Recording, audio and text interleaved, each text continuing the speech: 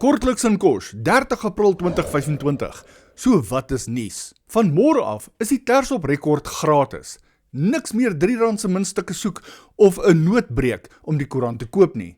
Dit sal steeds elke donderdag beskikbaar wees, so gryp een in die verbygaan. Die Klerksdorp Pothole Patch span is gister in Central Rylaan gesien, waar hulle die aaklige gate by Central en Buffeldoorn reggemaak het. Kom ons hoop dit hou daarom 'n rukkie. Laat ons weet as julle die Pothole Patch span iewers geraak sien.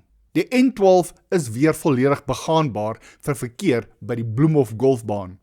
Die vloedwater het teruggetrek en die ryvlakke tans droog. Verkeersvloei is terug na normaal.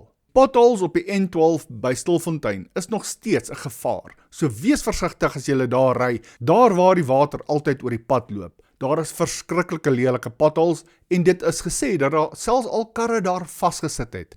So ry versigtig. Die nuwe Pizza Hut Flamwood maak vandag oop.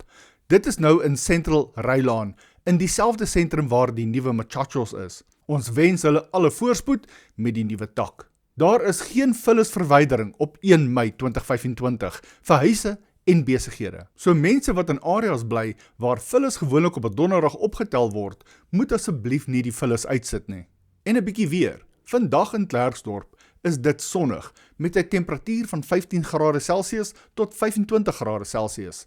Indien jy van plan was om 'n bietjie golf te speel hierdie naweek, kontak jou golfbaan eers om te hoor of die baan al droog genoeg is vir speel. Soos ek verstaan, is daar in die afgelope paar dae meer vis gevang op die golfbane as wat daar golf gespeel is. Het jy nuus wat jy wil bydra tot Kortliks in Kos? Stuur dit per WhatsApp na 076 350 6221. Sien julle binnekort weer.